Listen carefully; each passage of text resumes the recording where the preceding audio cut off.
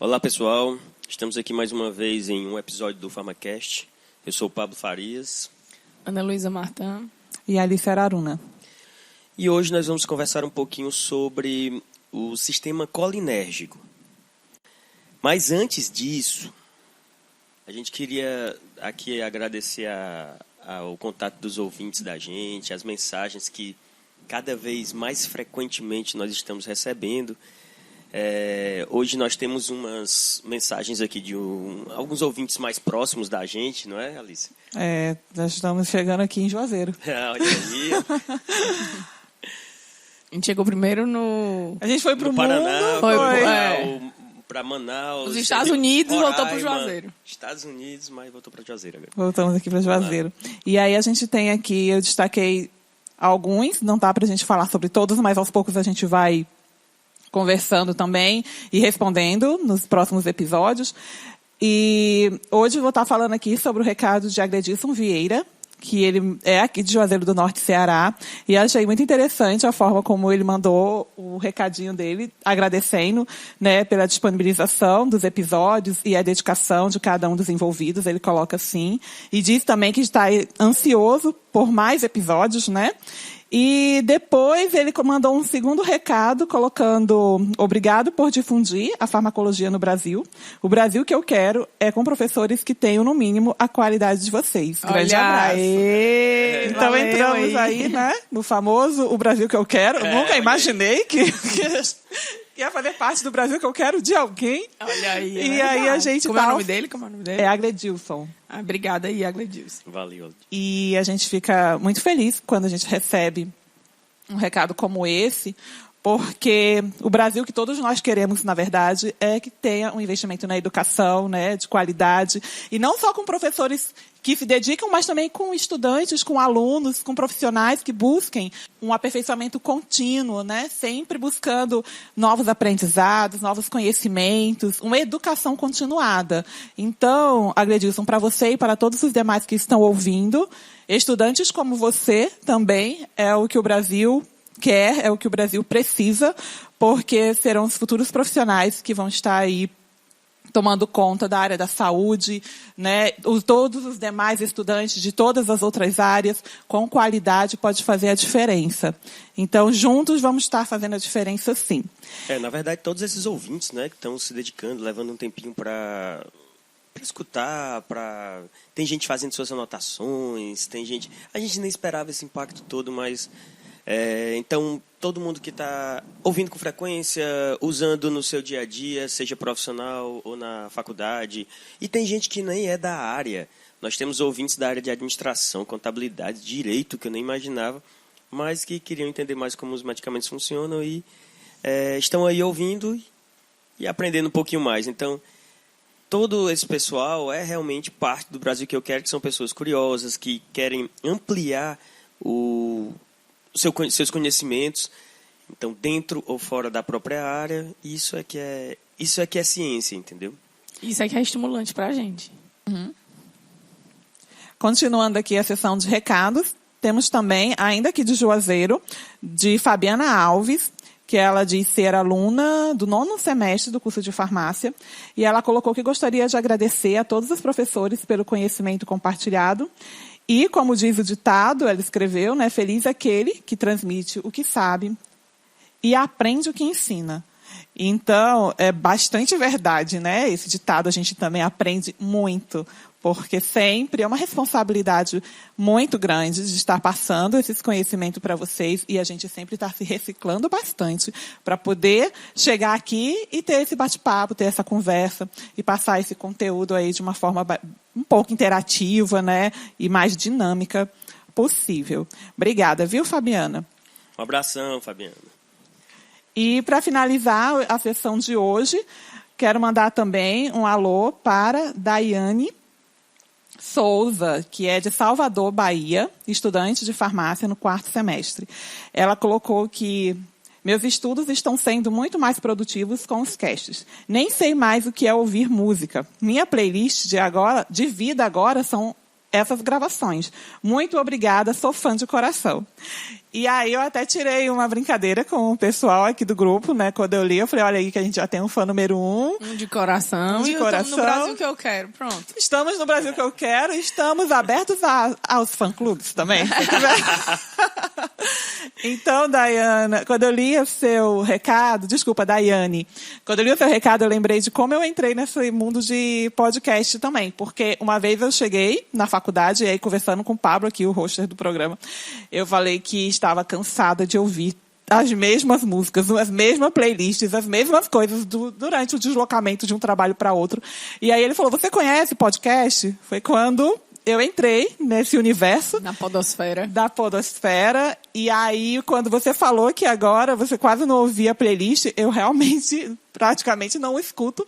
Minhas playlists para a semana inteira são vários podcasts aí de várias outras áreas que a gente escuta também.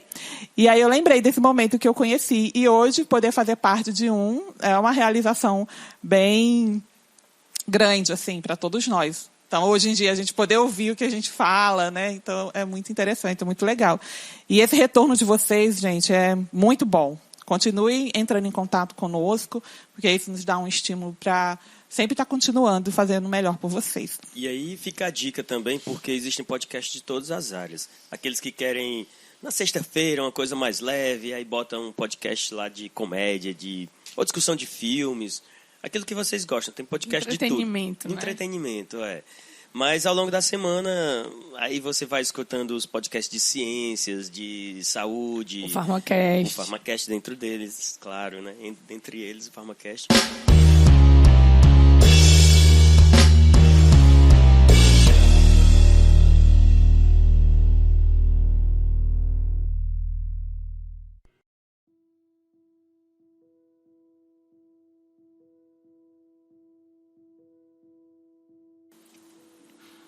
Em 1913, Dale e o químico britânico Arthur James Evans isolaram com sucesso a acetilcolina.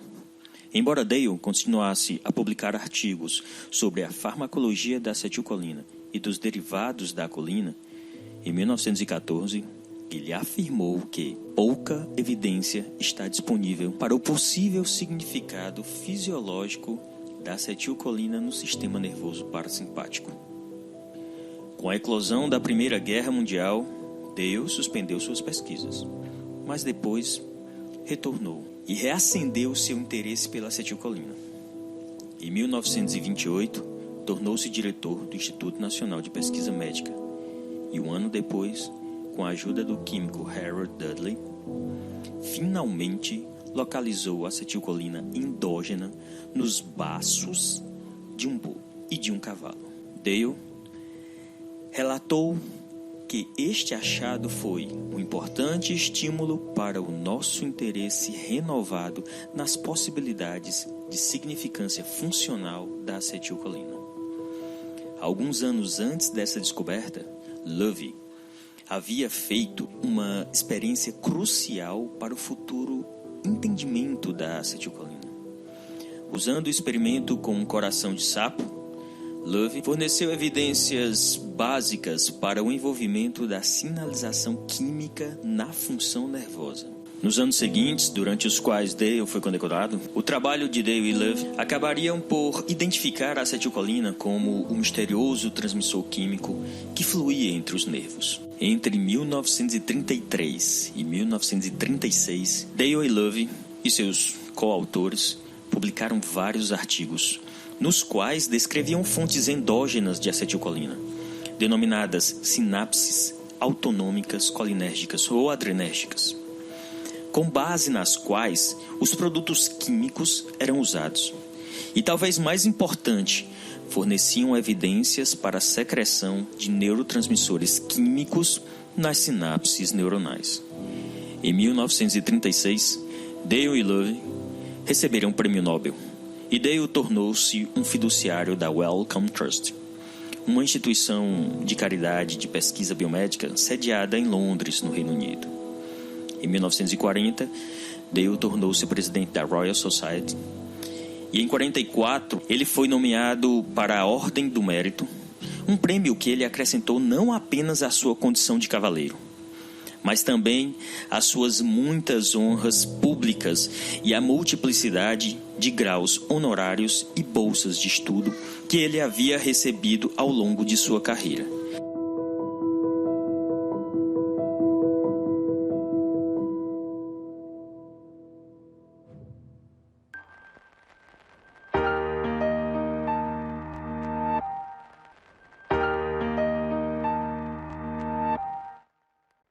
Começou tudo com uma ideia em 1900 com um cientista chamado Reid Hunt, e ele fazia extratos que tinham epinefrina, que é a adrenalina, e esse extrato ele aumentava, né, ele testava em animais, e esse extrato conseguia fazer a elevação da pressão arterial.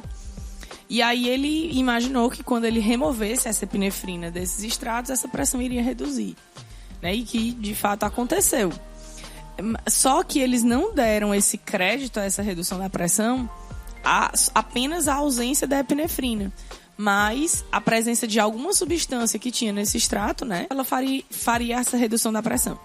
E eles nomearam, né, o Reid Hunt, ele achava que essa substância era um derivado de colina, achava que era a colina, na verdade, e depois ele veio descobrir que era um derivado 100 mil vezes mais potente que a colina, que era um derivado acetilado dela, que era a acetilcolina, né? E a partir daí começou-se as pesquisas. E aí, em 1914, o Dale começou, fazia testes com... Ele avaliava a pressão arterial de gatos com a aplicação de acetilcolina. Então, ele aplicava diversas doses de acetilcolina e verificava que a pressão do gato baixava. E começou a estudar, ele estudava muito plantas medicinais, o Dale, e ele estudava vários alcaloides. E um desses alcaloides que ele estudava era a atropina, e ele resolveu dar a atropina pro gato e a pressão do gato estabilizou. Ele disse: o que vai acontecer se eu der acetilcolina numa concentração maior? E aí, quando ele deu a acetilcolina numa concentração maior, em vez da pressão reduzir, que era o que ele esperava que iria acontecer, a pressão subiu, né? E aí gerou um nó na cabeça do Dale, porque... como é que a mesma acetilcolina faziam efeitos opostos nos mesmos parâmetros, que no caso seria a pressão, né? E aí... Então vamos só entender aqui. Primeiro ele retirou a noradrenalina, não foi? Não, aí não é mais o mesmo experimento. Não é mais o mesmo experimento. O experimento da adrenalina foi o do Hunt, que foi em 1900. Né? Ali ele entendeu que ali existia uma substância que ele achou que era a colina e a acetilcolina, e depois ele descobriu que era a acetilcolina. Aí, em 1914, uns 14 anos depois, o Dale começou a fazer testes com a acetilcolina já. Certo, administrando, né? Acetilcolina. Isso. E aí ele via que se ele administrasse a acetilcolina numa concentração baixinha, na ordem de 2,50 microgramas, a pressão reduzia. E era dose dependente. Quanto maior a dose de acetilcolina, maior a redução da pressão. E que quando ele usava um alcaloide como a atropina, que era proveniente de produtos naturais, essa pressão se estabilizava. Lembrando que a atropina, aí não sabia que era um bloqueador na época. Isso, e aí... Era um antagonista. Que era um antagonista, que a gente já discutiu, né? Isso, pra quem não lembra o que é agonista, antagonista, ou não tem esse conhecimento, a gente tem um cast de farmacodinâmica, né? Que a gente explica exatamente o conceito de agonista e antagonista. Então ele viu que a atropina, de alguma forma, estava atrapalhando o efeito da acetilcolina. Aí ele disse: eu vou aumentar a dose da acetilcolina. Aí ele foi dar acetilcolina agora na ordem de miligramas.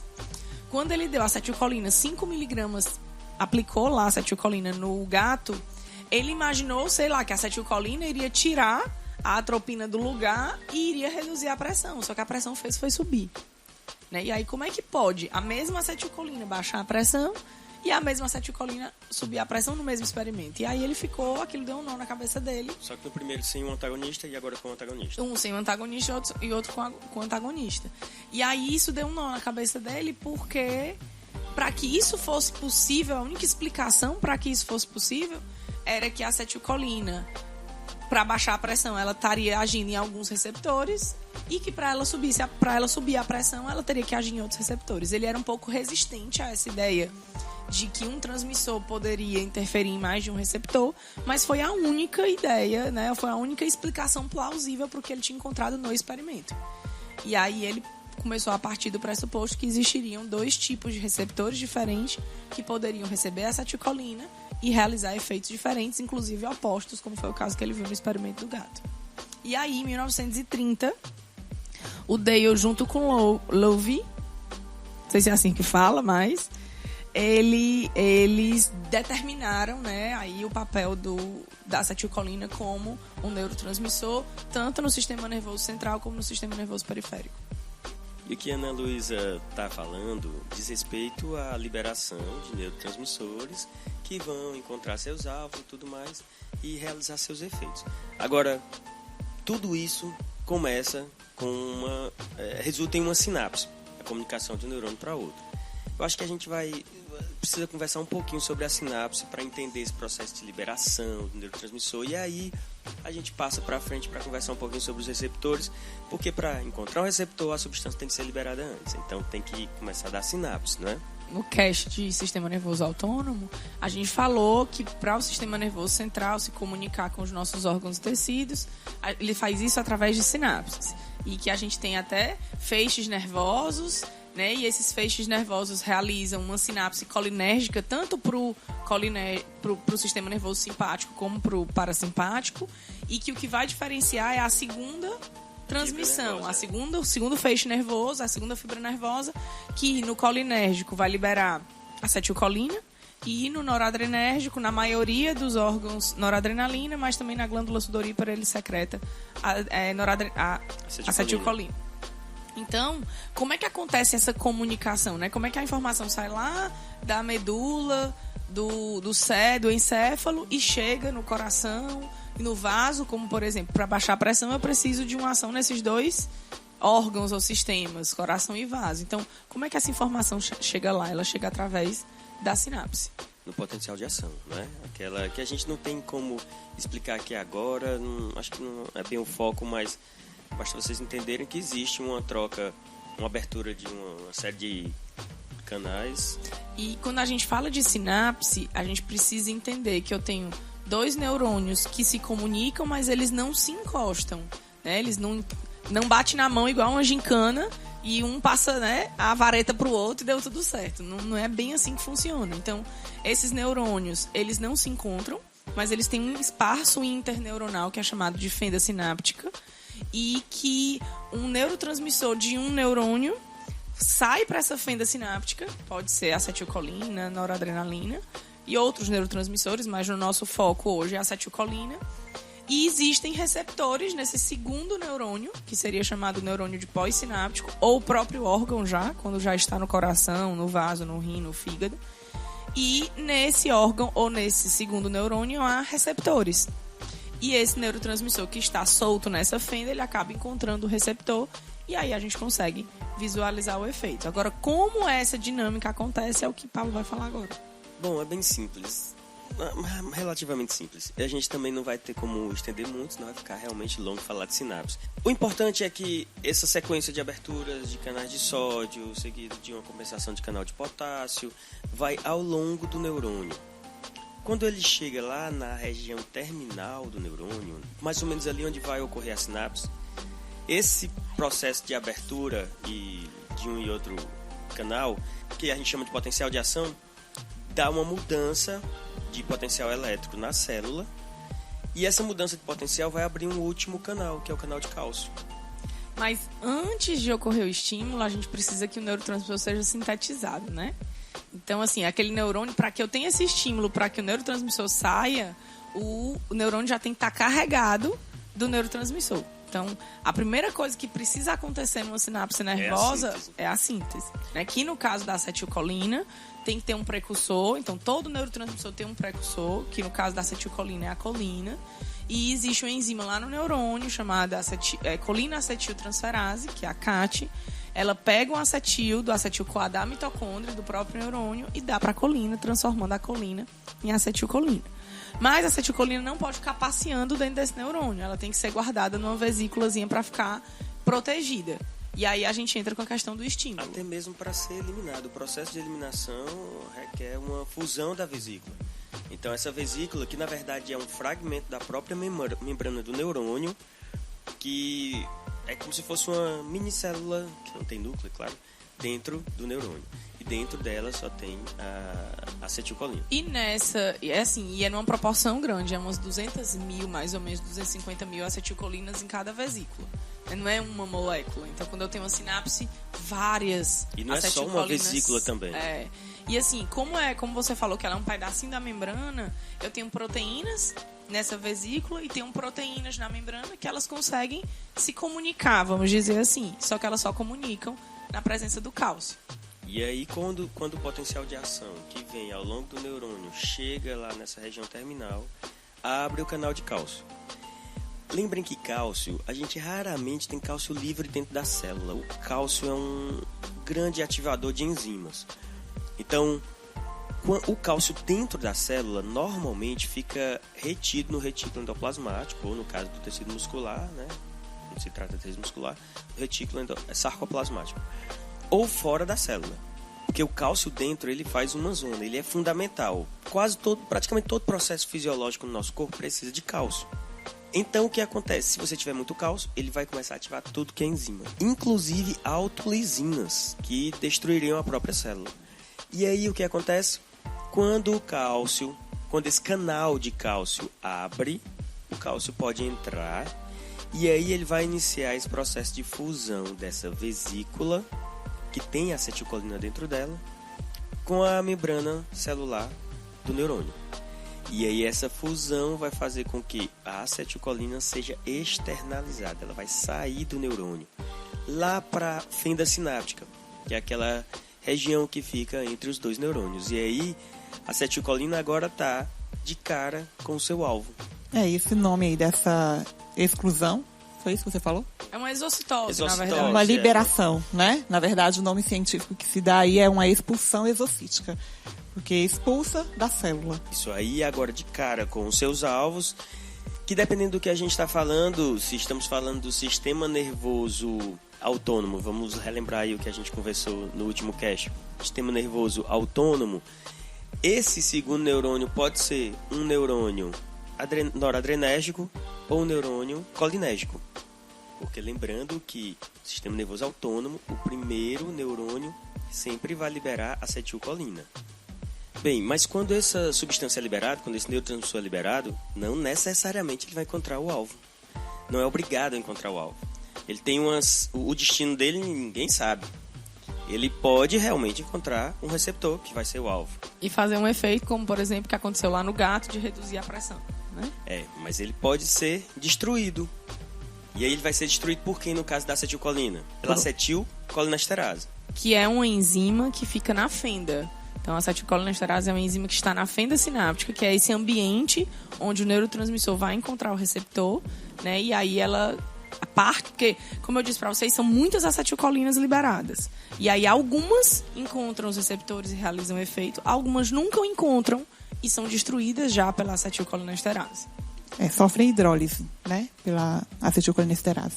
Então, eles podem ser... Tudo isso é dentro da fenda, tá? Tudo isso ela tá presinha lá na fenda, não vai sair dali, não. Então, onde é que ela pode ir? Ou ela acha um alvo, que é um receptor, ou ela é hidrolisada, e aí vai perder a capacidade, vai perder a atividade.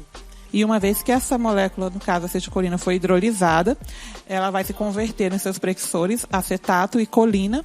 E a colina ela pode ser recaptada para o interior da membrana pré-sináptica por meio do transporte de um transportador de colina para o interior da célula novamente. Lembrando que, além disso, ele pode encontrar alvos no próprio neurônio pré-sináptico. E quando a acetilcolina ela encontra um receptor no próprio neurônio que ela foi liberada, o objetivo disso é realização de feedback, né? Controlar, aumentar ou reduzir a liberação da própria acetilcolina. Então, existem receptores na membrana pré-sináptica do neurônio colinérgico que, se a acetilcolina encontrar, ela vai liberar mais acetilcolina. Seria o feedback positivo. Isso acontece quando tem pouca acetilcolina na fenda. Já quando tem muita acetilcolina na fenda, o organismo, numa forma de tentar equilibrar isso, a acetilcolina é direcionada a outro receptor que vai fazer o feedback negativo, que seria a redução da liberação da acetilcolina na fenda sináptica. É interessante saber que esse engodo aí todinho, todos esses processos da acetilcolina, são chave para se criar determinados medicamentos também. São alvos, então, né? São alvos. Então, quando você conhece o processo fisiológico, você sabe que agora, podendo interromper parte desses processos, você pode controlar várias doenças. Não é à toa que a gente tem a toxina botulínica, né? O Botox é uma interferência exatamente na fase, né? Ou no passo aí da fusão da vesícula de acetilcolina com a membrana. Então não libera acetilcolina. E não tem contração muscular esquelética naquela região. Exatamente, aí fica paralisia. E por isso que o Botox ele é localizado. Eu aplico no local que eu quero que a contração pare. Porque também, muito pequena. Se essa toxina botulínica chegar na corrente sanguínea, eu vou ter um efeito sistêmico, que aí a gente tem que é o botulismo, né? Que acontece pela intoxicação lá do clostrídio botulínico. E aí eu vou ter um efeito sistêmico e vai ser desastroso. E aí pode ser, às vezes, até fatal, dependendo de onde ele se encontra. Então, por isso que a aplicação de toxina botulínica tem que ser feita por um profissional habilitado. Não é para qualquer pessoa aplicar, não. Ela pode ser... Porque se for aplicado no local errado, ela pode ter um efeito sistêmico. And in 1936, I think, Sir Henry, you were awarded the Nobel Prize for Medicine jointly with Otto Loewe. Yes, that was so. And may I say that it gave me an additional pleasure in that the award was made jointly with my old friend, Professor Loewe, whom I've known for, I suppose, about 60 years. E caso a acetilcolina ela vá interagir com algum receptor, a gente vai ter aí diferentes classificações de receptores de acordo com determinados autores. Na verdade, de acordo com Goodman, né, ele classifica os receptores nicotínicos e muscarínicos, sendo os nicotínicos divididos em musculares, neuroniais periféricos e neuroniais centrais. Aí, quando a gente passa para outros autores, esses neuroniais periféricos, por eles estarem localizados nos gânglios autônomos, alguns autores chamam esses receptores de receptores ganglionares. Então, pode ser que se encontre das duas formas, ou neuronial periférico ou neuronial ganglionar. Já o neuronial central, que o Goodman chama, em outros autores a gente encontra simplesmente como receptor do sistema nervoso central. E em relação à sua estrutura, todos, né, falando agora sobre nicotínicos, a gente vai abrir agora um espaço para conversar sobre os receptores nicotínicos. Na sequência a gente fala sobre muscarínicos. Mas em relação aos nicotínicos, em relação à sua estrutura, todos são pentaméricos, apresentando diferentes subunidades proteicas, sendo os receptores musculares, essas subunidades definidas como alfa, beta, delta e gama, podendo sofrer uma modificação dessa nomenclatura delta para epsilon, de acordo com a sua maturação. E os receptores neuronais, eles são dos subtipos alfa e beta, apresentando uma diferença na sua nomenclatura de acordo com as diferentes organizações, na verdade, as diferentes combinações das subunidades alfa e beta. Todos estão presentes tanto na parte extracelular como transmembranar e chegando também ao citoplasma. No entanto, a região situada na superfície extracelular é aquela que mais se sobressai. E já que a Alice aí deu show na química da história dos receptores, né? Eles são subunidades proteicas, né? Podem ser alfa, beta, delta, epsilon e dependendo da maturação. Lembrando lá do cast de farmacodinâmica, eles são receptores do tipo canais iônicos, né? Então essas subunidades se organizam de forma extratransmembrana e intracelular, formando um poro nessa membrana e permitindo a passagem de íons do meio extracelular para o meio intracelular. E aí, quando a gente fala dos receptores musculares, neuroniais periféricos ou ganglionares, eles permitem a entrada de sódio, né? Então, permitem a entrada de cátions, que vão gerar processos excitatórios na membrana, através de despolarizações. Já os neuroniais centrais, ou simplesmente sistema nervoso central, a gente tem dois tipos. E o primeiro tipo, que é aí das subunidades alfa e beta, que a Alice comentou, ele permite a entrada de sódio também. Já o segundo tipo, que é apenas a subunidade alfa, ele só permite a entrada de cálcio. Aí a gente faz um link com o que foi falado na questão da sinapse, que eu falei pra vocês. Quando a acetilcolina tiver pouca, ela se comunica com o neurônio que libera ela e faz liberar mais. Esse receptor que recebe acetilcolina no neurônio pré-sináptico, nicotínico, é um receptor nicotínico do sistema nervoso central ou neuronial central tipo 2, que é justamente esse que entra cálcio. Então, na hora que a acetilcolina se liga nesse receptor e o cálcio entra, o que o cálcio faz dentro do neurônio? Né? Fundir a vesícula com membrana, então por isso que ele aumenta a liberação de acetilcolina. Por isso que ele faz o famoso feedback positivo. Então aí quem tinha na cabeça que o nicotínico só é canal de sódio, tem aí que ele também tem essa atividade, essa entrada de cálcio. Mas independente disso, todos serão despolarizações, todos serão efeitos excitatórios. Todos os nicotínicos são efeito excitatório. Na junção neuromuscular, ele vai fazer contração muscular esquelética, né? E aí, voltando para a história de que tudo bem que a acetilcolina tem a ver com parasimpático, mas a acetilcolina tem a ver com parasimpático nos receptores muscarínicos. Nos nicotínicos, nem sempre ela é parasimpático. No caso da musculatura esquelética, ela vai fazer parte do sistema somático, né? Sistema nervoso autônomo somático. Então ela faz contração na musculatura esquelética de forma voluntária, no neuronial periférico, que é o ganglionar. Onde é que vai chegar essa acetilcolina? Ela chega lá na suprarrenal, na glândula adrenal, que a medula da glândula adrenal libera adrenalina. Então, a ação da acetilcolina na suprarrenal é liberar adrenalina. E isso, quando Dale descobriu isso lá na década de entre 1914 e 1930, foi o que conseguiu explicar aquele experimento que eu falei pra vocês do gato do começo do cast. Que aí, como foi que essa acetilcolina fez a pressão subir? Porque quando ele usou a atropina, que ele descobriu ser um bloqueador dos receptores muscarínicos que baixam a pressão, essa acetilcolina não tinha onde se ligar, ela correu toda pro nicotínico, que aí causou um aumento da liberação de adrenalina pela suprarrenal e essa pressão subiu. Então, ele conseguiu compreender por que a pressão do gato ora tinha baixado, porque foi a ação da acetilcolina nos receptores muscarínicos, e quando ele bloqueou esses receptores, a acetilcolina foi toda pro nicotínico. E aí elevou a pressão porque causou um aumento da liberação de adrenalina pela suprarrenal. Aí que veio a ideia de serem dois receptores diferentes, pelo menos dois macro receptores diferentes, com atividades bem distintas. Então isso permitiu ampliar aí o conhecimento sobre o sistema colinérgico. Então, embora a gente fale que a acetilcolina ela tem ações parasimpáticas, mas esse ganglionar não deixa de ser uma ação simpática, porque é a acetilcolina que está fazendo, mas ela está liberando no nicotínico a adrenalina, que vai ter uma ação do sistema simpático. Então, quando a gente fala de parasimpático, tenho na cabeça de vocês que é apenas receptores muscarínicos, né? Que também foi uma história interessante, porque o Dale, ele trabalhava muito com produtos naturais e ele estava estudando um cogumelo, que me fugiu o nome, é Amanita muscaria. Amanita muscaria. E aí, quando ele estava estudando esse cogumelo, ele isolou uma substância que ele chamou de muscarina. E quando ele testou no gato, a pressão do gato baixou. Por isso que ele chamou o receptor que baixava a pressão do gato de receptor muscarínico. E quando ele testou a nicotina da planta, e aí a pressão subiu. Porque a nicotina consegue atingir os receptores neuroniais periféricos ou ganglionares, que conseguem aumentar a liberação de adrenalina na suprarrenal e subir a pressão.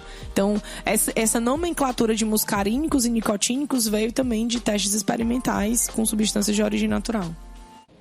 And that award was given for the work that you did on the chemical transmission of the effects on nerve impulses.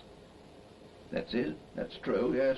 But we ought to remember, you know, that 32 years earlier, in 1904. Continuando na questão dos receptores nicotínicos, vamos falar agora sobre a ação da acetilcolina no sistema nervoso somático, onde ela vai atuar na junção neuromuscular. Nesse caso, a gente vai ter os bloqueadores neuromusculares, que são divididos em despolarizantes e não despolarizantes. E aí tem vários exemplos, né? Como, por exemplo, despolarizantes, o mais famoso, o mais usado é a succinilcolina. E como não despolarizante... A tubucurarina. Né? Que é o famoso, é a substância ativa do curare. Que veio, não me lembro o ano agora, mas em 1800 e pouquinho, se observaram os índios da Amazônia, né, que quando eles iam caçar, eles colocavam uma mistura de plantas na ponta da flecha e quando eles atiravam, o animal paralisava. Né? Ele acabava morrendo por parada respiratória, né? Lembrando que a respiração tem aí a gente não vai se aprofundar, mas ela tem uma vertente autônoma, uma vertente voluntária e involuntária, né? Então, por isso que ocorria a morte desses animais. E também tem uma coisa interessante, que essa substância, a tubucurarina, não tem atividade por via oral. Então, o índio poderia caçar, a se alimentar desse animal que estava impregnado lá da tubucurarina, Então, e ele não ia sofrer nenhum efeito, porque ele não tem absorção pelo trato gastrointestinal. Isso porque eles são moléculas altamente polares, né, que impedem a sua absorção pelas membranas lipoproteicas, que a gente também já explicou essa questão no cast 3 sobre farmacocinética. Tanto que a administração na forma farmacológica, né, de medicamento, todos eles são por via endovenosa, né? Nenhum tem ação por via oral. Por via oral não tem. E aí, voltando à história, em 1850, um cientista chamado Claude Bernard mostrou que existia, né, uma junção entre os neurônios nicotínicos musculares e a fibra muscular, né? Então, existia uma junção neuromuscular, uma junção nervosa entre o neurônio e o músculo. E em 1906, o Langley sugeriu que teria que existir ali uma substância receptora, que aí depois, né, em 1930, o Dale veio de saber que essa substância que fazia essa interação entre o neurônio e o músculo era a acetilcolina. E aí determinou-se realmente o papel da acetilcolina na contração muscular esquelética através dos receptores nicotínicos. E aí, observando esses índios lá na Amazônia, viu-se que poderia se utilizar uma substância com essa mesma propriedade na medicina, né? E você conseguiria utilizar isso tanto para facilitar processos, por exemplo, de intubação, relaxar a musculatura de face e pescoço para facilitar a intubação endotraqueal, como também relaxar a musculatura torácica e abdominal para cirurgias intraabdominais e intratorácicas e impedir qualquer tipo de movimento involuntário durante cirurgias. Portanto, a tubocurarina ela foi considerada o primeiro protótipo para o desenvolvimento dos bloqueadores neuromusculares provenientes aí dos alcaloides. E aí, nesse caso, né, como a gente falou inicialmente, houveram duas divisões: os despolarizantes e não despolarizantes. A tubocurarina ela foi o protótipo dos não despolarizantes. E aí, dentro desse grupo, a gente tem os derivados dos esteroides e os derivados da isoquinolina. Ambos apresentam as mesmas propriedades farmacocinéticas, como Ana Luísa já mencionou. Todos são bastante polares, isso devido à presença de pelo menos um e no máximo 2 nitrogênios quaternários, que, uma vez estando quaternários, aumenta a polaridade dessa molécula e precisam ser administrados por via parenteral devido a essas características. Nos casos dos despolarizantes, o único representante que a gente tem é a succinilcolina. Ela também pode ser chamada como succinilcolina, mas inicialmente ela foi denominada diacetilcolina, porque se vocês forem observar a molécula dela, ela apresenta exatamente 2 moléculas de acetilcolina ligadas por uma ligação de carbono simples. Então, essas características dos não despolarizantes e despolarizantes, eles vão ser bastante importantes para identificar o tipo de depuração de ambos, né, a forma como eles são excretados, que a gente vai falar logo na sequência também. A gente está falando muito dessa ideia de despolarizante e não despolarizante. Mas o que vem a ser esse processo despolarizante e não despolarizante? O mecanismo, né? Na verdade, ele repercute no mecanismo de ação desses medicamentos, né, Ana? Na farmacodinâmica. Na verdade, a questão da despolarização e não despolarização, a gente precisa voltar um pouquinho para entender como é que acontece a contração muscular esquelética. Então, eu tenho um neurônio de acetilcolina e tenho o músculo esquelético que tem o receptor. Quando a acetilcolina encontra esse receptor, que é do tipo nicotínico muscular, que é um canal iônico que entra sódio, como a gente falou, a acetilcolina estimula esse receptor, o canal de sódio abre, o sódio entra e despolariza a célula. Então, para eu ter uma contração muscular esquelética, eu tenho que ter uma despolarização. Essa despolarização vai tirar o cálcio do retículo sarcoplasmático, que é o cálcio que está guardado, como o Pablo disse, ele fica guardado, ele não pode ficar solto na célula. E quando esse cálcio sai, eu tenho as interações de actina, miosina e que resultam na contração muscular voluntária. Por que é que a tubocurarina, que foi lá o protótipo, e aí depois surgiram outros, a gente tem uns 10 a 15 medicamentos, né, que é o pancurônio, é um dos mais importantes porque ele tem uma duração de ação maior. Mas a tubocurarina e o pancurônio, por que eles são chamados bloqueadores neuromusculares não despolarizantes? Porque eles são antagonista dos receptores nicotínicos musculares. E o que é o antagonista? Ele se liga no receptor e não deixa a acetilcolina se ligar. Então, ele não tem atividade sobre o receptor, ou seja, não há despolarização. Por isso, eles são chamados de bloqueadores neuromusculares não despolarizantes. Quando a gente vai para a succinilcolina, como bem a Alice disse, são 2 moléculas de acetilcolina. Então o receptor reconhece a succinilcolina como se fosse acetilcolina. Então ela é capaz de ativar o receptor, ou seja, ela é um agonista. E aí, quando ela se liga no receptor e ativa o receptor, eu tenho um processo de despolarização. Por isso que a succinilcolina é chamado bloqueador neuromuscular despolarizante. Como é que eu despolarizo e a contração muscular esquelética para? Aí a gente tem um processo chamado de dessensibilização.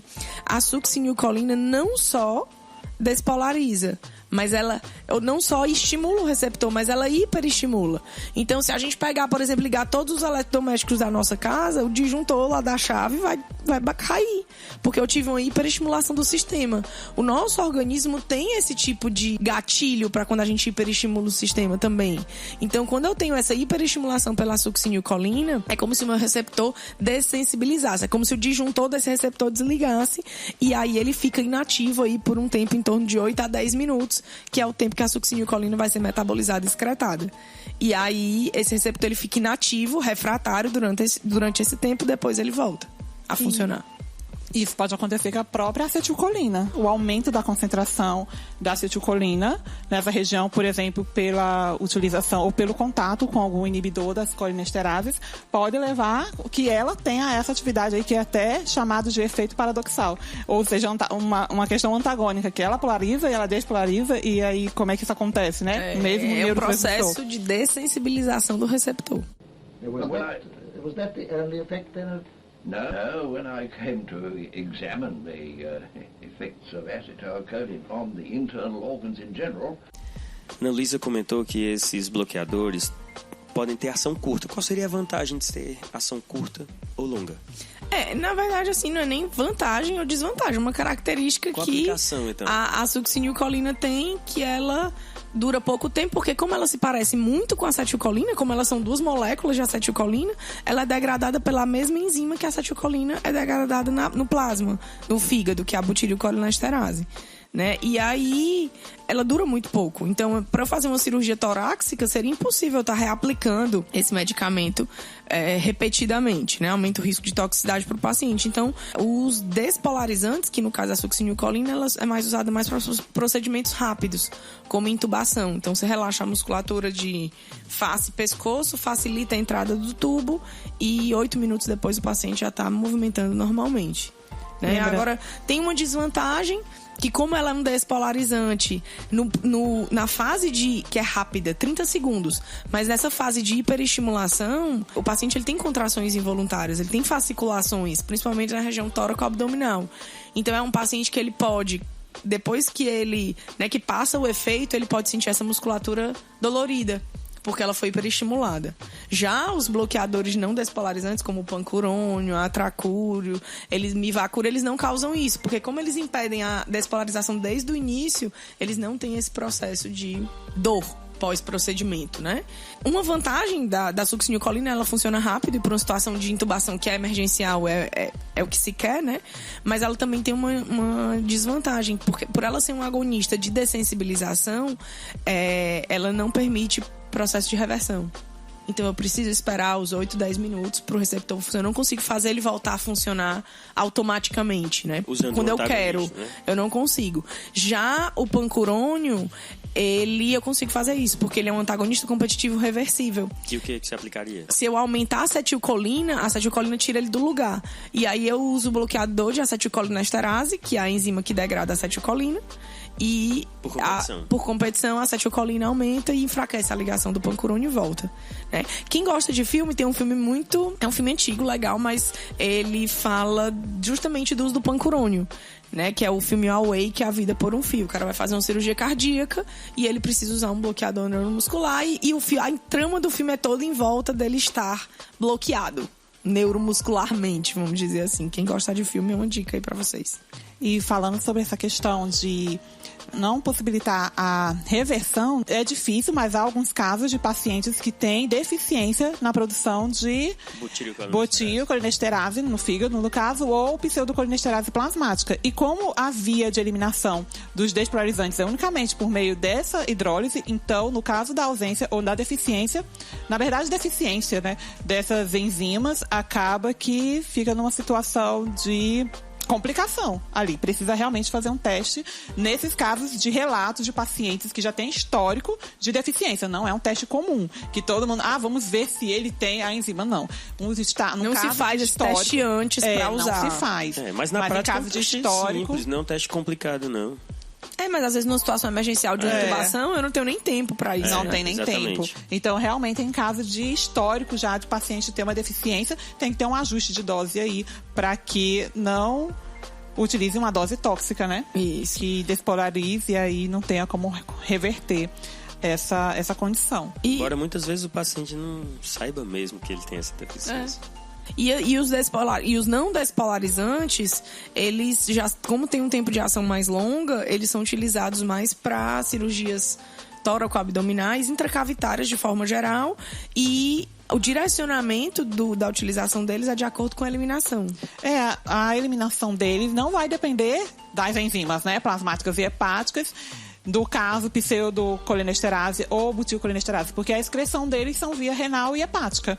Então, a gente tem aí como tempo de maior duração os que são excretados pelo rim, como o pancurônio e a tubucurarina, por exemplo. Que são os mais usados, mas se o paciente tiver insuficiência renal, a gente já não troca para outra via de eliminação. Por exemplo, de eliminação hepática. Né? Que aí são excretados pelo fígado. E aí a diferença, na verdade, os mais curtos vão de 20 a 35 minutos e esses de duração longa, que são excretados pelo rim, com durações superiores aos 35 minutos. Eles chegam até 1 hora, mais ou menos. Até 60 minutos.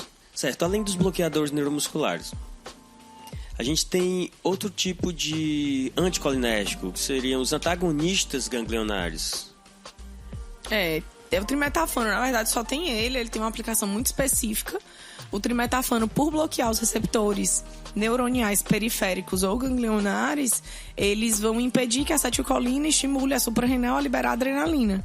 Então, você tem uma redução de pressão controlada. Então, ele é muito utilizado para redução de pressão controlada em cirurgias. Ele é uma aplicação bem específica. And where does Otto Loewy come in? Earlier, because Eliot's work with adrenaline in 1904, my own with acetylcholine in 1914. Já que a gente está falando muito aqui de receptores nicotínicos, estamos conversando mais voltado à ideia do bloqueio. Mas também pode ter um estímulo. Que substâncias estimulariam receptores nicotínicos? A gente tem a nicotina. A mais famosa e de onde surgiu o próprio nome. Exatamente. E a vareniclina, né? Que ambas são utilizados na terapia antitabagismo. Todas são utilizadas para pessoas que querem parar de fumar. A nicotina é bastante usada na forma de adesivo, de chiclete, né, de goma de mascar. E aí o objetivo, na verdade, é minimizar a síndrome de abstinência, a vontade de parar de fumar. E ao mesmo tempo você reduz os outros agentes que, num cigarro, por exemplo, são mais de 4.000 substâncias tóxicas. E cancerígenas, né? Cancerígenas, não, tóxicos, de todas as naturezas. Então você retira essas substâncias, mantém aquela principal substância responsável pela dependência, que é a nicotina, e você tem um controle muito maior, pode ir reduzindo aos poucos a Porque todos têm dose fixa, né? Diferente de eu fumar 10 cigarros, no outro dia eu fumo 20, no outro dia eu fumo 30, e aí eu estimulo diferentemente a dependência.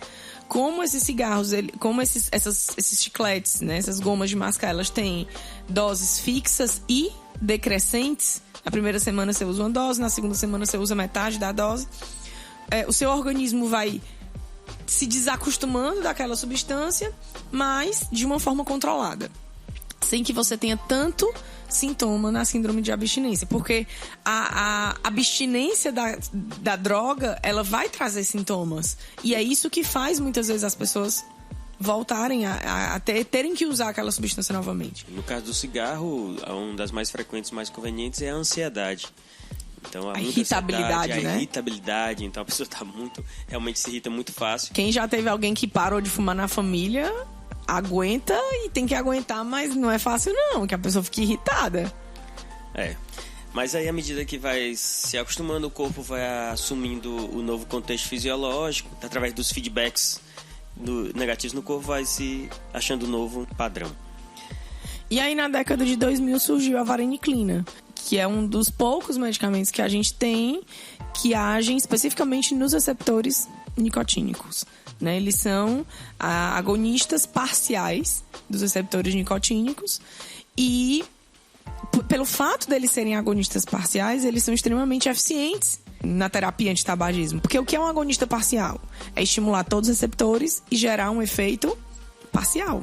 Então, ele estimula todos os receptores, dá uma sensação de saciedade, porque os receptores estão todos ocupados, mas o estímulo que a vareniclina gera na dependência é mais baixo do que o estímulo que a própria nicotina, que é um agonista pleno, gera na dependência. Então, a nicotina, ela ocupa poucos receptores e gera um efeito na dependência maior, e a vareniclina ocupa todos e deixa a pessoa saciada, gerando um efeito menor. Tem vários trabalhos que mostram. O paciente parou de fumar, vamos acompanhar esse paciente durante algumas semanas e ver quanto tempo ele consegue ficar sem botar um cigarro na boca. E aí eles usam nada, que é o placebo, usam a nicotina e usam vareniclina. Os resultados desses trabalhos, eles sempre trazem a vareniclina como sendo o medicamento que conseguiu deixar os pacientes por mais tempos em abstinência do cigarro, sem precisar voltar a fumar. And in 1936, I think, Sir Henry, you were awarded the Nobel Prize for Medicine jointly with Otto Loewi. Yes, that was, sir. And may I say that it gave me an additional pleasure in that the award was made jointly with my old friend, Professor Loewi, whom I'd known for, I suppose, about 60 years. Estamos conversando muito sobre os receptores nicotínicos, mas eu acho que talvez o que tenha uma maior proximidade com os usuários de medicamentos de uma forma geral são os fármacos que atuam sobre os receptores muscarínicos. Então, quais são as características desses receptores muscarínicos? Eles não são a mesma coisa dos nicotínicos, são bastante diferentes, inclusive até o mecanismo geral de ação. Você tem os nicotínicos que são canais iônicos e os muscarínicos que são ligados à proteína G. Nesse caso agora a gente tem os receptores metabotrópicos, né, que são ligados à proteína G. Na sua estrutura, eles são formados por 7 domínios transmembranares, cuja terceira alça citoplasmática é aquela que vai estar acoplada à proteína G, que vai funcionar como um transdutor. Uma vez que ela atua como um transdutor, ela vai necessitar de um efetor, né? E esse efetor, ele vai ser do tipo fosfolipase C, para os subtipos M1, M3 e M5, e do tipo adenilciclase para o subtipo M2 e M4. Então, a gente tem 5 subtipos de receptores muscarínicos.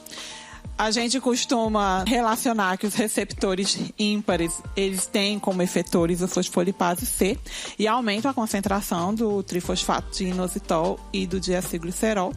E os receptores pares, no caso M2 e M4, eles apresentam como efetores a adenilciclase e diminuem, na verdade, a produção do AMP cíclico. E os ímpares, a gente tem efeitos excitatórios e os pares efeitos inibitórios. Né? Lembrando que uma vez que o trifosfato inositol aumenta a entrada de cálcio, a disponibilidade de cálcio, então você, quando tem cálcio, tem atividade.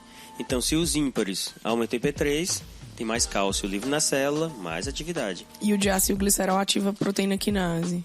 Também envolve mais atividade intracelular. E aí, em relação aos sistemas, quando se fala em receptores muscarínicos, aí a gente vai se restringir ao sistema nervoso autônomo, que aí é o episódio passado. Quem não assistiu ainda, volta lá e escuta para entender um pouquinho melhor como é que isso vai funcionar.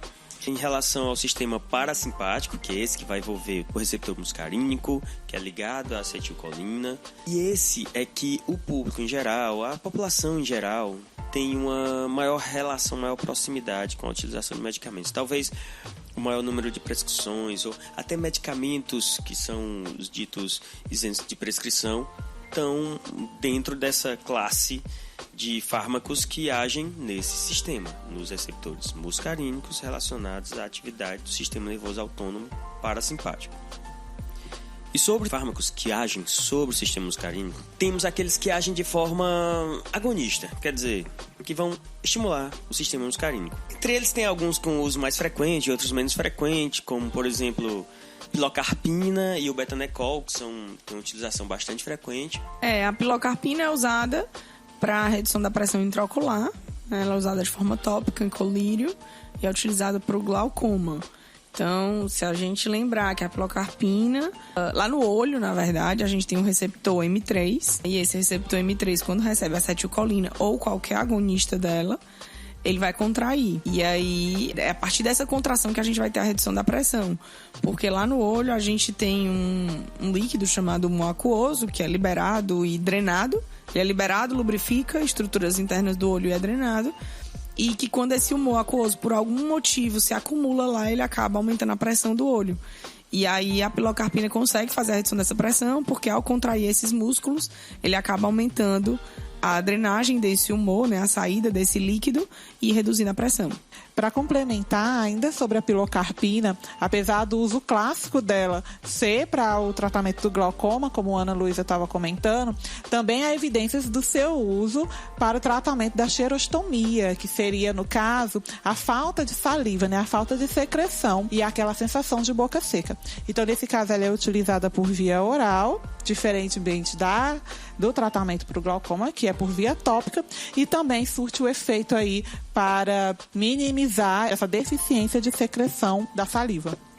Também há relatos em uso, não só uma deficiência congênita, mas por uso de alguns medicamentos, quando estão fazendo iodoterapia, também causa essa boca seca. E há alguns relatos de utilização da pilocarpina nessa indicação. Só lembrando que a pilocarpina, por via oral, ela tem mais chance de provocar mais efeitos adversos.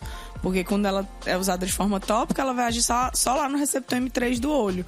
Mas de forma sistêmica, ela pode interferir nos outros receptores muscarínicos. E o betanecol é utilizado para retenção urinária, para tratamento de retenção urinária, porque vamos lembrar lá do parasimpático, se eu estiver em casa sem fazer nada, me der vontade de fazer xixi, eu vou lá no banheiro e faço xixi. Então, para eu fazer xixi, a minha bexiga precisa ter uma contração de parede, né? Então, eu contraio a parede da bexiga para poder esvaziar a bexiga. Então, em casos de retenção urinária, que é muito comum, por exemplo, em hiperplasia prostática benigna, o betanecol auxilia nesse sentido. Ele contrai a parede da bexiga, que também é o receptor M3, que está lá na parede, tanto da bexiga como do intestino, do útero também, musculatura lisa aqui abdominal.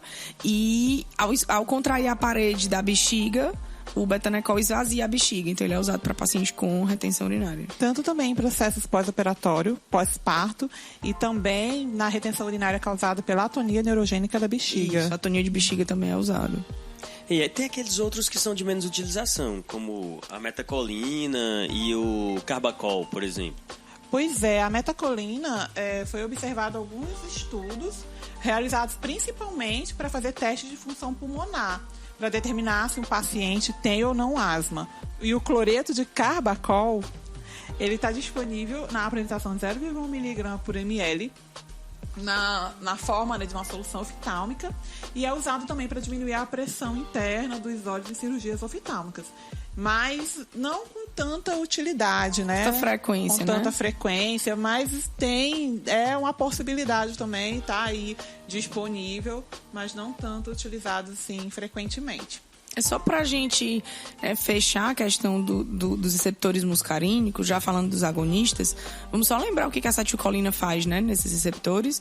Então, a gente tem o receptor M1, que está localizado na glândula gástrica, salivar, lacrimal e no córtex cerebral. Nas glândulas, como ele é excitatório, ele aumenta a secreção dessas glândulas, então aumenta ácido clorídrico, aumenta saliva, aumenta lágrima. E no córtex ele é importante para a formação de memória, principalmente memória recente. Por isso que alguns medicamentos usados no tratamento do Alzheimer aumentam a concentração de acetilcolina. Para estimular o M1 lá no cérebro e aumentar a memória recente, exatamente. A donepezila, rivastigmina fazem isso. Mas aí por outro mecanismo que a gente também, vai já falar. Já os receptores M2, eles estão localizados no coração, no átrio do coração, e localizados também no neurônio pré-sináptico, Que aí o receptor M2, como é acoplado a uma proteína G inibitória, eu vou ter uma ação no receptor pré-sináptico de feedback negativo, né, de diminuição da fusão da vesícula com a membrana. E no coração a gente vai ter bradicardia, né, a redução dos batimentos cardíacos. No M3, ele está localizado na musculatura lisa do pulmão, do olho, da parede do trato gastrointestinal, da bexiga e também no endotélio vascular. E lá no endotélio vascular, não é no músculo liso vascular, né? A gente não tem receptor muscarínico no músculo liso vascular, mas no endotélio a acetilcolina consegue estimular a liberação de óxido nítrico.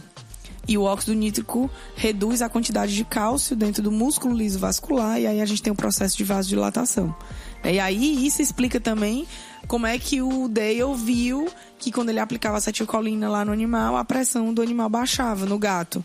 Porque ele fazia bradicardia, a acetilcolina se encontrava com o receptor M2, fazia bradicardia, e se encontrava com o receptor M3, liberava o óxido nítrico, que gerava vasodilatação. Então isso fazia uma redução da pressão. E aí tem os receptores M4 e M5 que estão localizados no sistema nervoso central e os dois estão associados com o processo de locomoção e algumas doenças como Parkinson, esquizofrenia. A gente ainda não sabe muito sobre esses dois receptores, mas relacionado com locomoção e algumas doenças envolvidas no sistema nervoso central. And that award was given for the work that you did on the chemical transmission of the effects on nerve impulses. That's it, that's true, yes. But we ought to remember, you know, that 32 years earlier, in 1904... Existe outra forma de ter um efeito colinérgico que não é agindo diretamente sobre o receptor. Eu posso simplesmente aumentar a concentração de acetilcolina. Então, o nosso agonista endógeno, que é a própria acetilcolina, ela pode ser aumentada em número. E aí nós vamos ter um aumento do efeito sistema colinérgico, aumento da atividade do sistema colinérgico. E aí esse grupo a gente chama de anticolinesterase. Por que são anticolinesterásicos?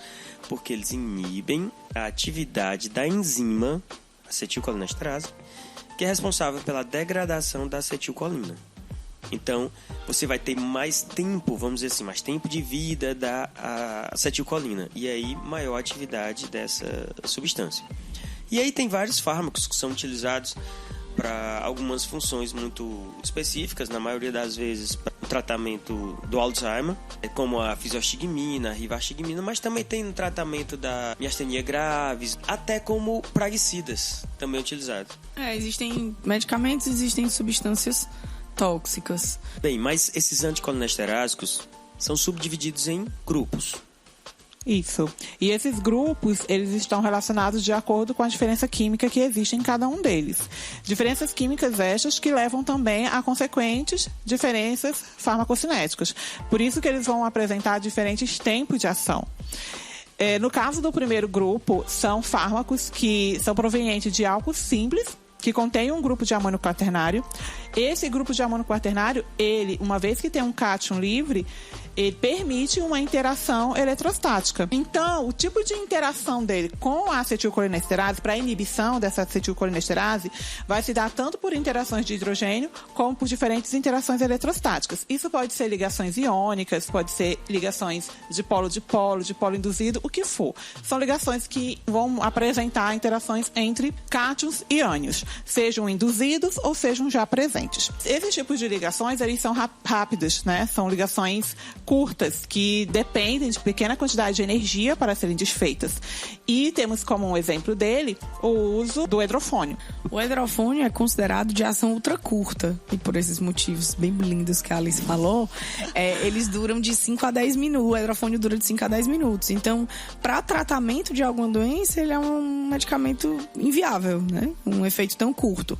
Mas ele pode ser utilizado no auxílio do diagnóstico da miastenia graves, que é uma doença normalmente de origem autoimune, que é a destruição dos receptores nicotínicos, e o principal sintoma é a fraqueza muscular. Mas como fraqueza muscular não é um sintoma único da miastenias, ele é usado no diagnóstico diferencial. Então, se o paciente melhorar com o uso do hidrofônio, porque ele aumentou a acetilcolina e aumentou a possibilidade desse hidrofônio encontrar o receptor, a função do paciente melhora durante o uso do medicamento. medicamento. E aí é fechado o diagnóstico de miastenia graves. Mas aí seria impossível tratar esse paciente com hidrofônio. Já no segundo grupo, a gente tem os ésteres do ácido carbâmico. Nesse grupo, né, apesar de também apresentar grupos de amônio quaternários ou terciários, eles são caracterizados por manter uma ligação covalente reversível. Essa ligação covalente já permite um tempo de duração, um tempo de ligação maior, que pode variar aí de 30 a 6 horas. E um exemplo do grupo, desse segundo grupo de ésteres aí, derivados do ácido carbônico, é a neostigmina. Que aí a gente já usa para o tratamento, né? Que ela dura um pouco maior, tem o mesmo mecanismo do hidrofônio, que foi o que fez o diagnóstico acontecer, mas aí eu já consigo fazer o tratamento. Então a neostigmina é usada tanto para o tratamento da miastenia graves, como também para reverter o bloqueio neuromuscular não despolarizante, lá do pancurone, que a gente falou mais atrás. Então eu consigo reverter também com neostigmina. É muito legal, né? Você não consegue se desligar da química, não é? Porque a química para a farmácia, assim, para o medicamento, na verdade, para a farmacologia, é imprescindível. Ela explica o mecanismo, a escolha terapêutica. Nesse caso, está explicando uma escolha terapêutica. E aí, durante o curso, a gente fica, pra que tanta química, né? Química geral, química orgânica 1, química orgânica 2, fisicoquímica, né? E aí, química medicinal, pra que tanta química? Então, eu acho que é por isso, né, gente? E obrigada, Alice, porque sem você seria impossível. Não, e o terceiro grupo, a gente tem aí os derivados orgânicos do ácido fosfórico. E aí, Pablo pode até falar um pouquinho sobre eles, né? Os orgânicos fosforados. E de medicamento, tem algum? Temos o ecotiopato.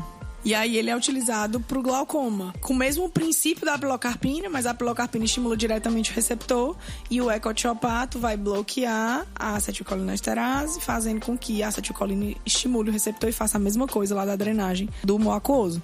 Mas o ecotiopato é mais usado para glaucoma refratário, porque como ele é inespecífico, né, ele aumenta a acetilcolina, e a acetilcolina ligaria em vários receptores, ele é mais usado para pacientes com glaucoma que já tentaram outros tratamentos e não estão respondendo para o glaucoma refratário.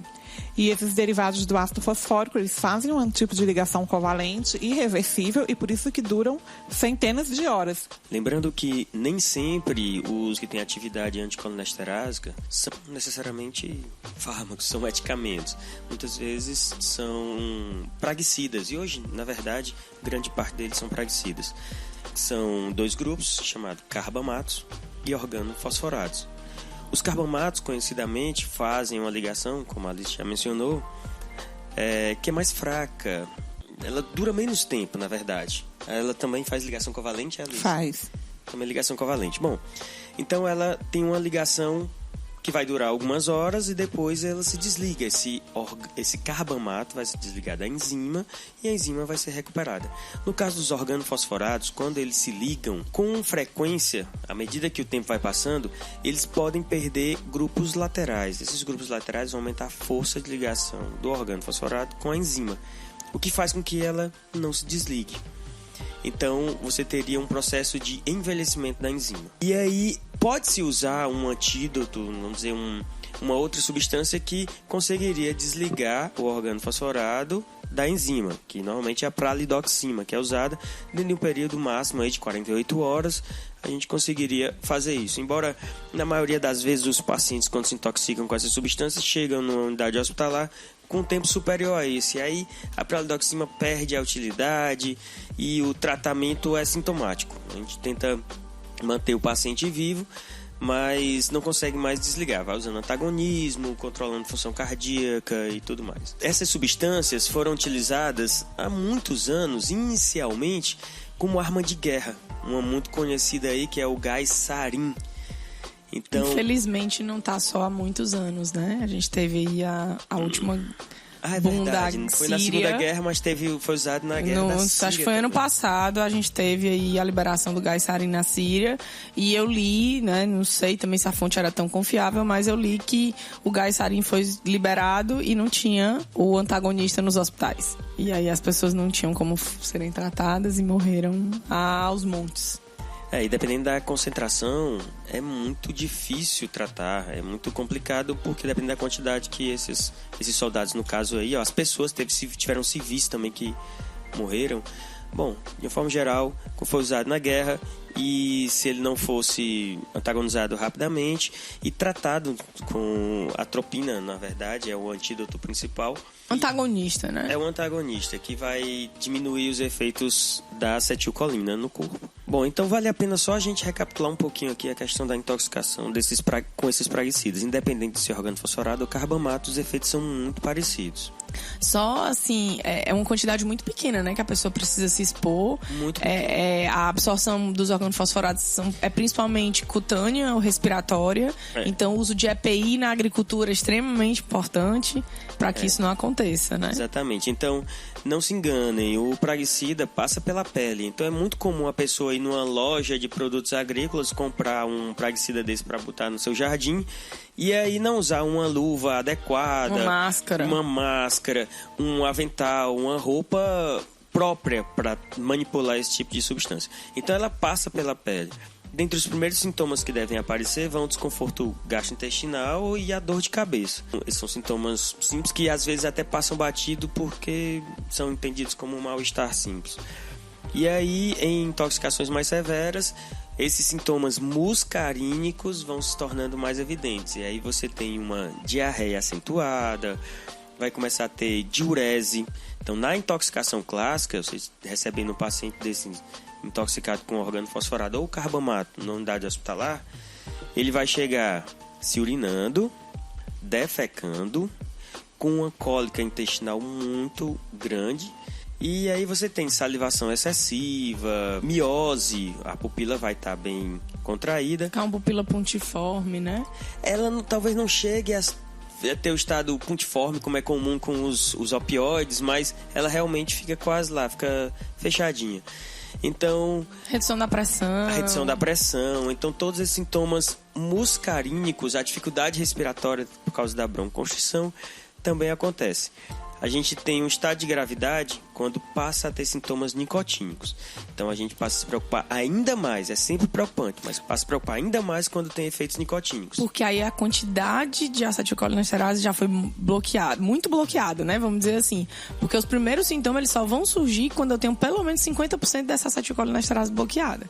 Para eu ter sintoma nicotínico, eu vou ter uma proporção muito maior de bloqueio. Isso mesmo. Então a primeira coisa que se sente é uma leve fasciculação, uns músculos vão ter uma sensação de tremor. Sabe aquele tremorzinho em cima da pálpebra que vocês já sentiram? De vez em quando a gente sente. Claro que ali tem fatores nutricionais, muitas vezes na verdade está mais ligado à desidratação, mas aquilo é só para vocês entenderem. Isso é um exemplo de fasciculação. Então é um tremorzinho muscular. Só que esse tremor não é tão localizado assim. Na intoxicação tem grupos musculares que tremem isoladamente. E aí vai evoluir até a convulsão, que aí você tem um estado mais grave. Então o prognóstico desse paciente vai depender muito da quantidade, da via de administração também. Lembrando que em algumas intoxicações acidentais por via oral é bastante grave, fica às vezes até mais complicado, tem que ter a lavagem gástrica e dependendo do tempo que ele levou para chegar ao hospital, a absorção é muito grande.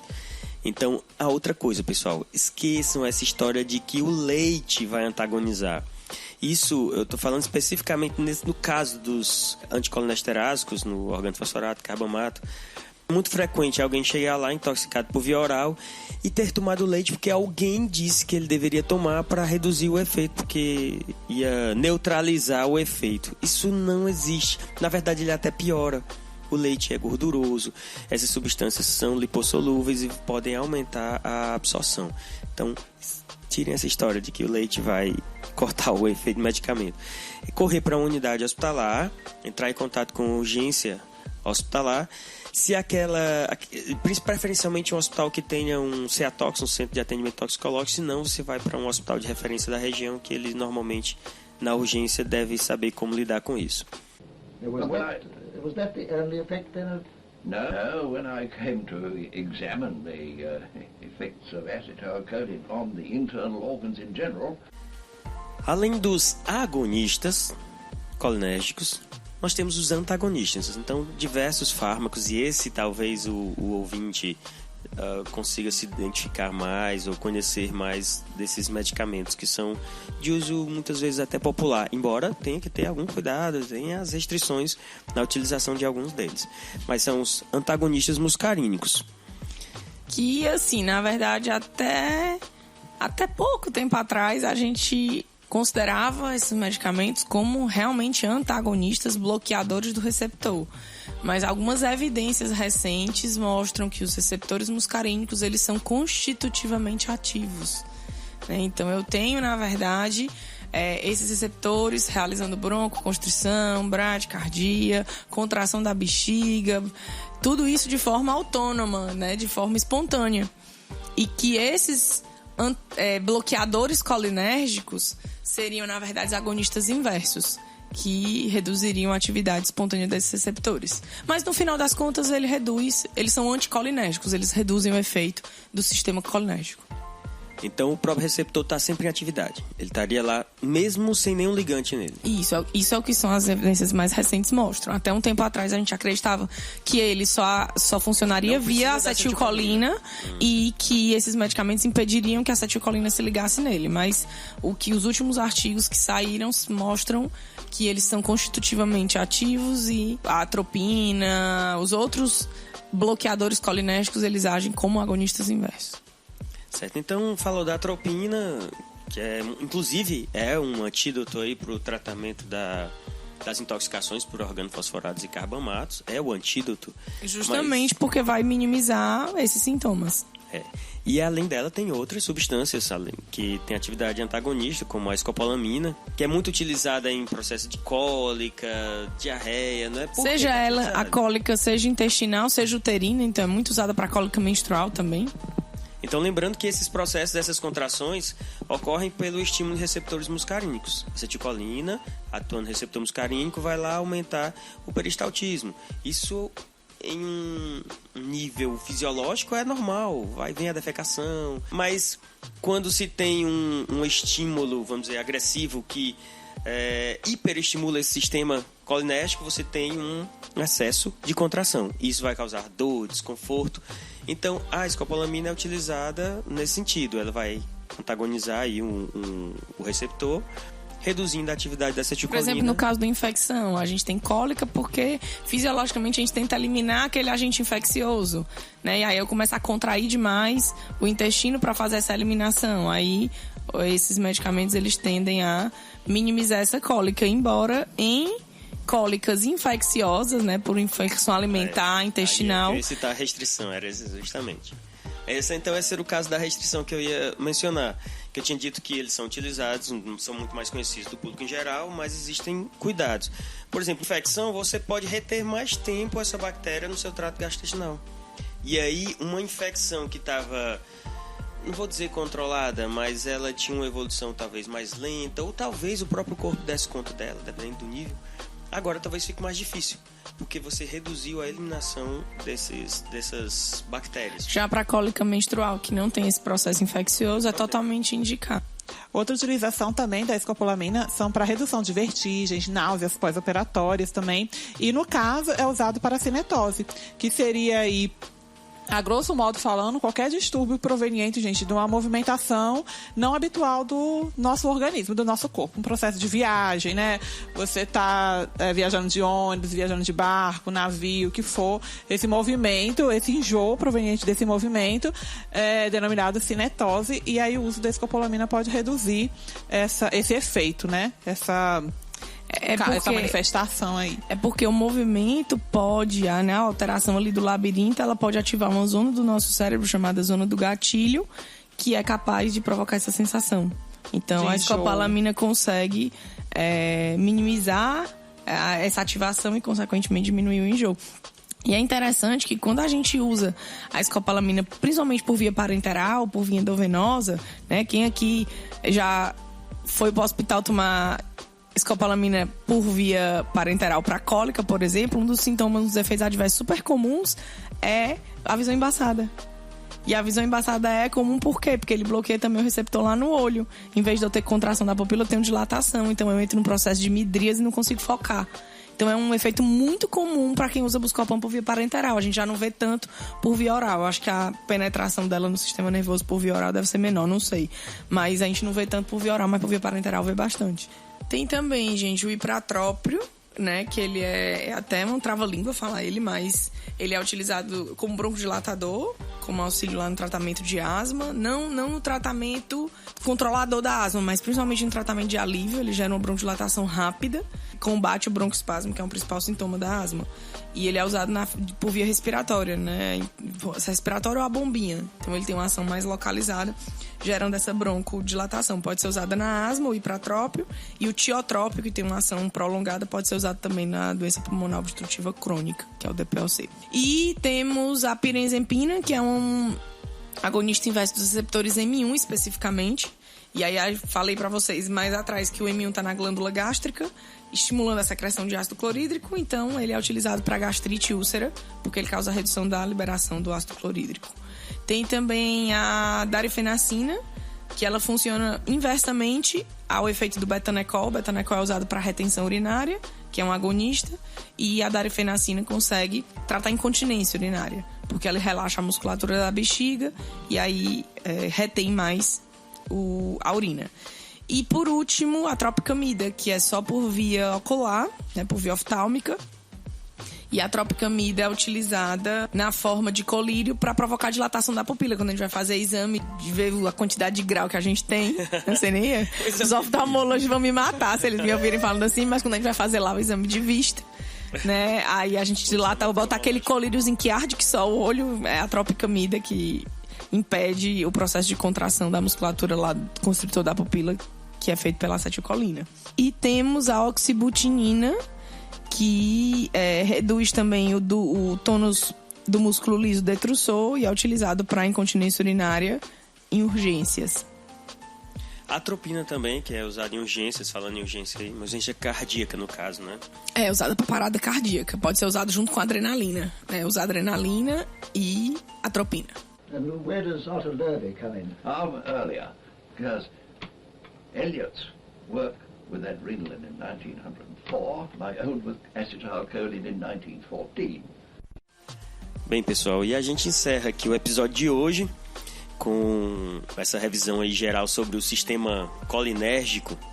E aí, eu acho que ele casa muito bem, é importante quem ouviu esse episódio, dá uma olhada no episódio anterior, porque eles estão diretamente ligados. Então vale a pena revisitar esse episódio anterior, tá? E aí a gente se despede e aguardamos vocês, os comentários de vocês, na verdade, nas redes sociais. No Instagram, no @farmacastweb. Temos o e-mail, que é importante recebermos e-mails de vocês com as sugestões, as dicas, a avaliação de vocês sobre os episódios. Então é contato@farmacast.com.br. E temos também o feed, né? Assinem o feed da gente.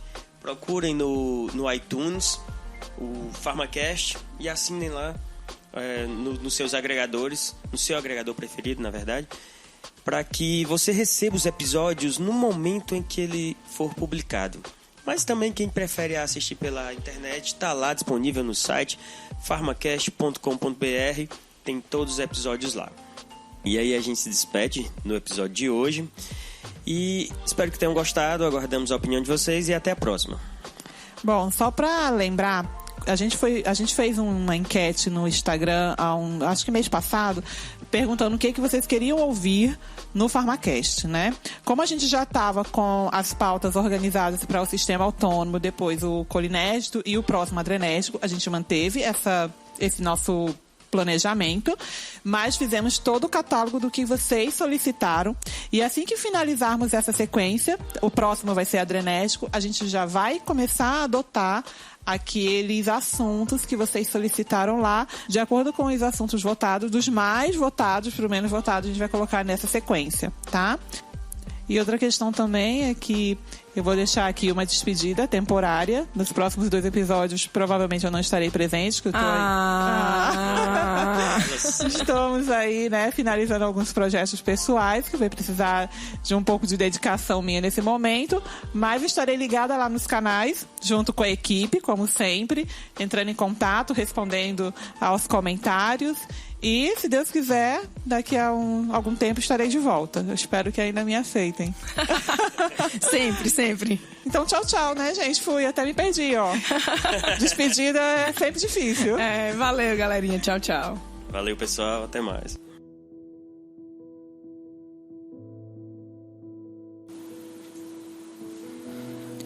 Anos mais tarde, Dale se mudou para uma casa de repouso em Cambridge e morreu durante o sono em 1968, aos 93 anos. Dale é um renomado fundador da compreensão da neurotransmissão e da ciência biomédica. E, quase 50 anos após sua morte, as bolsas de pesquisa Sir Henry Dale ainda são muito procuradas por cientistas recém-qualificados no Reino Unido.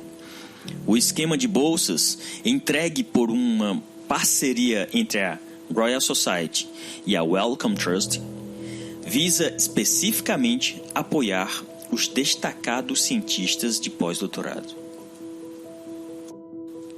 Greer Arthur, The Lancet Neurology, volume 15, setembro de 2016.